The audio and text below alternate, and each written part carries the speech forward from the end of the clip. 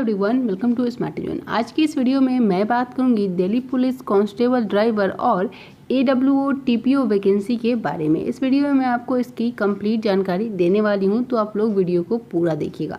इसके सिलेबस के बारे में मैंने ऑलरेडी वीडियो बना रखी है। आपने अभी तक उस वीडियो को नहीं देखा है तो जाकर देख सकते हो। उस वीडियो का लिंक आपको आई बटन पर मिल जाएगा, यहाँ पर मैंने इसकी टॉपिक वाइज सिलेबस डिटेल में बताई है। इस वीडियो में हम लोग यहाँ पे इसके बारे में देखेंगे कि इसमें आपका सिलेक्शन प्रोसेस क्या रहेगा, सैलरी आपको कितनी मिलती है, इसमें आपकी जो एलिजिबिलिटी है वो क्या है, मेरिट लिस्ट इसमें कैसे बनेगी, इसका जॉब प्रोफाइल क्या है, मेन यहाँ पे इसका वर्क रहता है कि इसमें आपको काम क्या क्या करना पड़ता है। साथ ही मैं आपको इसके प्रीवियस ईयर कट ऑफ के बारे में भी बताऊँगी, यहाँ पे प्रीवियस ईयर कट ऑफ क्या गया था और फॉर्म फिल करते टाइम कौन कौन से डॉक्यूमेंट्स आप लोगों को अपलोड करने हैं। तो ये सभी जानकारी आप लोग इस वीडियो में देखने वाले हैं। तो चलिए आज की ये वीडियो शुरू करते हैं।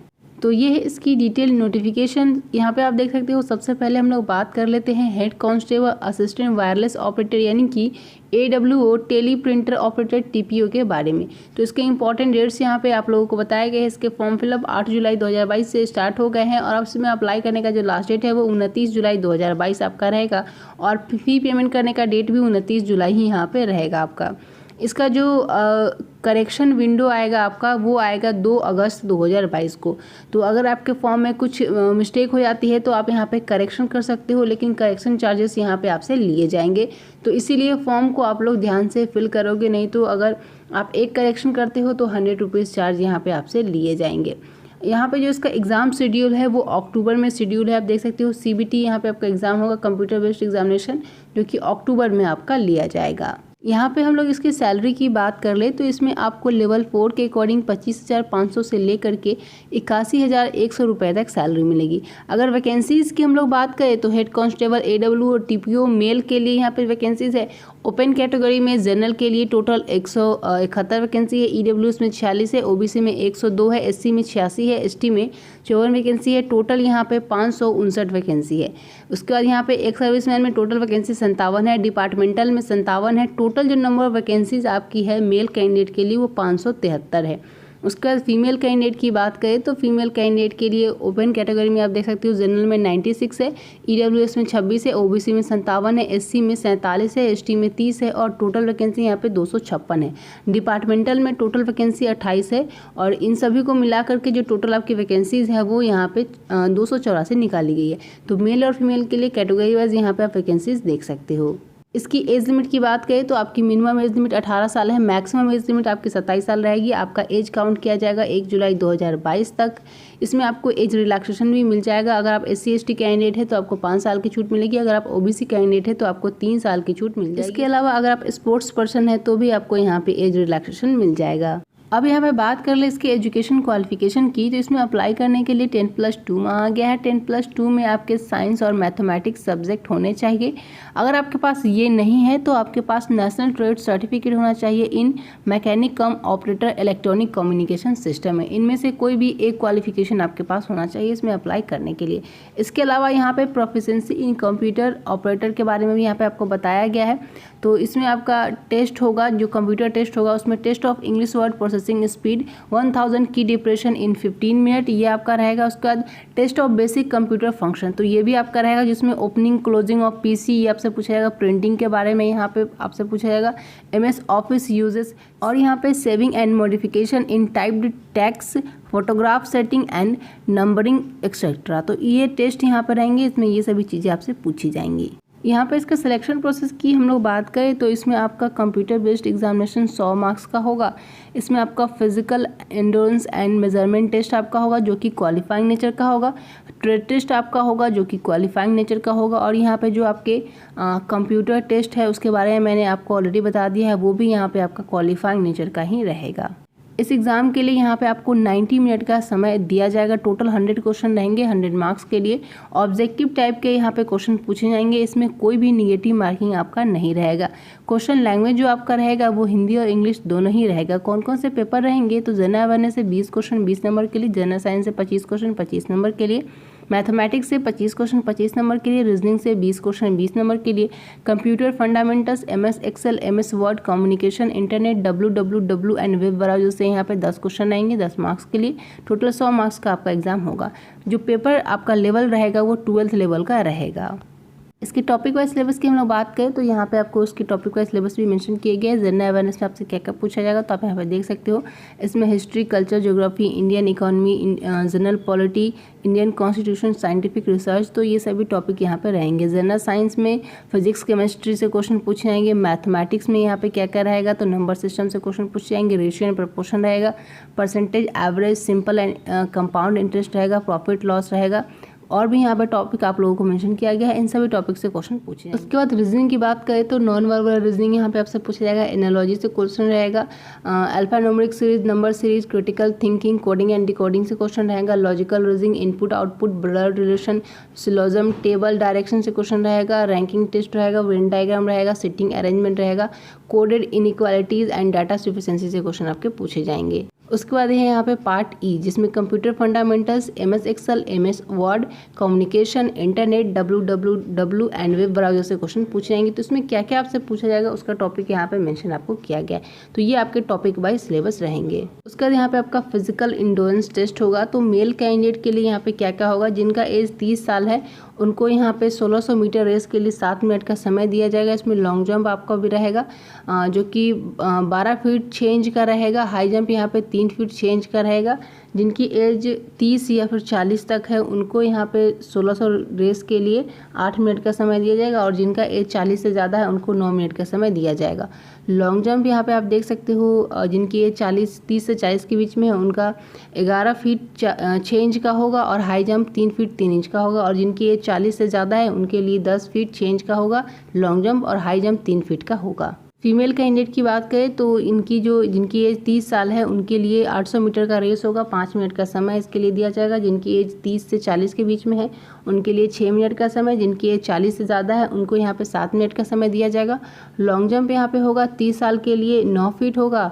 30 से जिनका ज़्यादा है 40 तक है उनको 8 फीट का लॉन्ग जंप रहेगा। और जिनका 40 से ज़्यादा है उनके लिए 7 फीट का लॉन्ग जंप रहेगा। हाई जंप आपका रहेगा 30 तक जिनकी एज है उनके लिए 3 फीट का। 30 से 40 के बीच में जिनकी एज है उनके लिए 2 फीट 6 इंच का रहेगा। और जिनकी एज 40 से ज़्यादा है उनके लिए 2 फीट 3 इंच का रहेगा। अगर फिजिकल स्टैंडर्ड की हम लोग बात कर ले तो मेल कैंडिडेट के लिए हाइट 170 सेंटीमीटर रखी गई है। 5 सेंटीमीटर का रिलैक्सेशन मिल जाएगा अगर आप हिल एरिया से आते हैं तो। चेस्ट की बात करें तो 81 सेंटीमीटर से लेकर के 85 सेंटीमीटर यहाँ पे आपसे चेस्ट मांगा गया है। फीमेल कैंडिडेट की बात करें तो इनकी हाइट 157 सेंटीमीटर होनी चाहिए। 5 सेंटीमीटर का रिलैक्सेशन आपको मिल जाएगा अगर आप हिल एरिया से आते हैं तो। अगर आप यहाँ पे जो आपका फिजिकल है उसको क्लियर कर जाओगे तो आपको ट्रेड टेस्ट के लिए बुलाया जाएगा जो कि क्वालिफाइंग नेचर का होगा। ट्रेड टेस्ट आपका क्लियर हो जाएगा। उसके बाद यहाँ पे test of proficiency in computer operation जो कि आपका क्वालिफाइंग नेचर का रहेगा। इसमें आपके English word processing speed test होंगे। उसके बाद यहाँ पे आपका होगा test of basic computer function. तो जो आपके test of basic computer function होंगे उसमें यहाँ पे आप देख सकते हो MS वर्ड के लिए 5 मिनट का समय आपको दिया जाएगा। MS पावर पॉइंट के लिए भी 5 मिनट का समय दिया जाएगा। MS एक्सेल के लिए भी 5 मिनट का समय आपको यहाँ पे दिया जाएगा।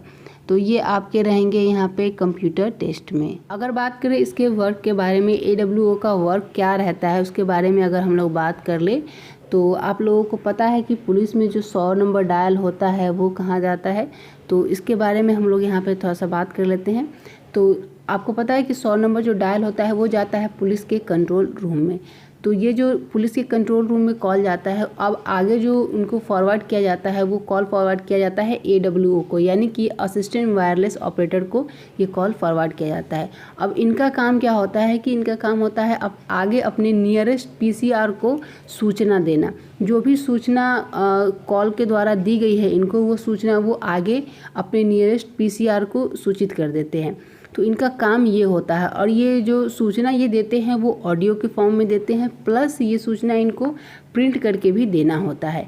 तो यही काम बेसिकली यहाँ पे AWO का होता है, जो कॉल को आगे फॉरवर्ड करना ऑडियो के फॉर्म में, प्लस इनको प्रिंट करके भी जो इन्फॉर्मेशन है वो पहुँचानी होती है। तो ये वर्क रहते हैं असिस्टेंट वायरलेस ऑपरेटर का। अगर यहाँ पे हम लोग इसकी प्रीवियस ईयर कट ऑफ देखें तो पहले जो आपका रिटन एग्जामिनेशन होता था वो यहाँ पे 90 मार्क्स का होता था और इसमें जो कट ऑफ गई थी 90 मार्क्स में वो यूआर की 74 गई थी, ओबीसी की 71, एससी की 63 और एसटी की 38 गई थी। 10 नंबर का यहाँ पे पहले होता था आपका कंप्यूटर टेस्ट। अब यहाँ पे क्या होता है कि अभी जैसे आपने अभी देखा है, मैंने आपको बताया इसका एग्जाम पैटर्न में कि इसका 100 मार्क्स का एग्जाम होगा, तो 100 मार्क्स के ऊपर कट ऑफ बनेगी यहाँ पे, और यहाँ पे जो कट ऑफ है वो 90 मार्क्स पे आपकी दी गई है। तो ये आपके रिटन एग्जाम के कट ऑफ थे। फाइनल कट ऑफ की बात करें जो कि 100 मार्क्स में से बनी थी, तो यूआर की 85 थी, ओबीसी की 78, एससी की 69 और एसटी की 44 गई थी। और अगर बात कर ले SSC Delhi police constable driver की वैकेंसी के बारे में, तो इसमें सिर्फ और सिर्फ मेल कैंडिडेट ही अप्लाई कर सकते हैं। जैसे कि एडब्ल्यूओ की वैकेंसी थी, उसमें मेल और फीमेल दोनों ही अप्लाई कर सकते हैं, लेकिन यहाँ पर सिर्फ और सिर्फ मेल कैंडिडेट अप्लाई कर सकते हैं। इसकी जो इंपॉर्टेंट डेट्स आपके रहेंगे वो सभी सेम रहेंगे। इसका फॉर्म फिलअप भी 8 जुलाई से स्टार्ट हो गया है और इसका एग्ज़ाम अक्टूबर में होगा। अगर इसके वैकेंसीज़ की हम लोग बात करें और सैलरी की, तो इसमें आपको लेवल 3 के अकॉर्डिंग 21,700 से लेकर के 69,100 तक सैलरी मिलेगी। अगर यहाँ पे वैकेंसीज़ की बात करें तो ओपन कैटेगरी में टोटल 1270 वैकेंसीज़ है, एक्स सर्विसमैन की 141 वैकेंसी है। टोटल जो नंबर ऑफ वैकेंसीज़ है वो यहाँ पे 1411 निकाली गई है कांस्टेबल ड्राइवर के लिए। इसमें आपकी एज लिमिट जो रहेगी वो मिनिमम 21 साल रहेगी, मैक्सिमम 30 साल रहेगी। आपकी एज 1 जुलाई 2022 तक काउंट की जाएगी। इसके अलावा अगर आप SC/ST कैंडिडेट है तो आपको 5 साल की छूट मिलेगी। अगर आप OBC कैंडिडेट है तो आपको 3 साल की छूट मिलेगी। अगर आप एक्स सर्विसमैन है तो आपको यहाँ पे 3 साल की छूट मिल जाएगी। अगर आप स्पोर्ट्स पर्सन है तो आपको यहाँ पे 5 साल की छूट मिल जाएगी। अगर इसके एजुकेशन क्वालिफिकेशन की हम लोग बात कर ले तो इसमें अप्लाई करने के लिए आपसे 10+2 मांगा गया है या फिर इसके इक्विवेलेंट। साथ ही में आपके पास हैवी व्हीकल का ड्राइविंग लाइसेंस होना चाहिए, वैलिड ड्राइविंग लाइसेंस आपके पास होना चाहिए हैवी मोटर व्हीकल का, और आपके पास व्हीकल मेंटेनेंस का भी नॉलेज होना चाहिए, तो आप इस पर अप्लाई कर सकते हैं। इसके स्कीम ऑफ एग्जामिनेशन के बारे में मैंने ऑलरेडी बता दिया है, तो उस वीडियो का लिंक आई बटन पे दिया गया है, आप लोग जाकर सारी चीज़ें वहाँ से चेक कर सकते हो। अगर हम लोग बात कर ले SSC Delhi police constable driver के वर्क के बारे में, इसमें आपको काम क्या करना होता है, तो इसमें मैक्सिमम ड्यूटी जो आपकी होती है वो क्या होती है, इसमें आपको सीनियर आपके जो होते हैं उनकी व्हीकल आपको चलाना होता है। वो कहीं पे भी जाते हैं, जो आपको लेके जाते हैं तो आपको वहाँ तक उनको पहुँचाना होता है जहाँ भी उनको जाना है। उसके बाद आपको कोई और काम नहीं होता है, उसमें आपको सिर्फ और सिर्फ गाड़ी का ध्यान रखना होता है। तो बेसिकली ये आपका काम रहता है इसमें। तो ड्राइवर की पोस्ट पे अप्लाई करने के लिए कौन कौन से डॉक्यूमेंट्स यहाँ पे आप लोगों को अपलोड करनी है, तो यहाँ पे आप देख सकते हो। सबसे पहले तो आपके जो 12th में मार्क्स है वो यहाँ पे आप लोगों को बताने होंगे, परसेंटेज आपको बताना होगा, और उसके बाद साथ में आपको ड्राइविंग लाइसेंस के बारे में डिटेल अपलोड करनी है। यहाँ पे ड्राइविंग लाइसेंस नंबर यहाँ पे आपको डालना है, और जो नेम ऑफ इशूइंग अथॉरिटी है वो सभी चीज़ें यहाँ पे आपको फिल करनी होंगी, और आपकी जो हाईएस्ट क्वालिफिकेशन क्या है वो भी यहाँ पे आपको डालना होगा। तो ये सभी चीज़ें जो है वो यहाँ पे आप लोगों से मांगी जाएंगी। अभी कोई भी डॉक्यूमेंट्स आप लोगों को अपलोड नहीं करना है, यहाँ पे आपको अपना फ़ोटो सिग्नेचर अपलोड करना होगा। सभी चीज़ें जो है वो डॉक्यूमेंट वेरिफिकेशन के टाइम आप लोगों को चेक की जाएगी। अभी सिर्फ और सिर्फ यहाँ पे जैसे कि ड्राइविंग लाइसेंस का नंबर यहाँ पे देना है, आपके पास ड्राइविंग लाइसेंस है या नहीं है वो यहाँ पे पूछा जा रहा है, तो ये नेसेसरी है तो आपको यहाँ पे यस करना पड़ेगा। उसके बाद यहाँ पे ड्राइविंग लाइसेंस नंबर जो है वो यहाँ पे आपको डालना पड़ेगा। तो ये सारी चीज़ें यहाँ पे आपको फिल करनी होंगी। तो ये थी इस वैकेंसी के बारे में कंप्लीट जानकारी। आई होप कि आपको ये वीडियो हेल्पफुल लगी होगी। वीडियो हेल्पफुल लगी है तो इस वीडियो को एक लाइक जरूर से कर दीजिएगा, और अपने दोस्तों में इस वीडियो को शेयर कर दीजिएगा ताकि उन्हें भी इस वीडियो से हेल्प मिल सके। और अगर आप पहली बार चैनल पर विजिट कर रहे हैं तो चैनल को सब्सक्राइब करके बेल आइकन को ऑल पर सेलेक्ट कर लीजिएगा। तो मिलती हूँ मैं नेक्स्ट वीडियो में। Bye bye.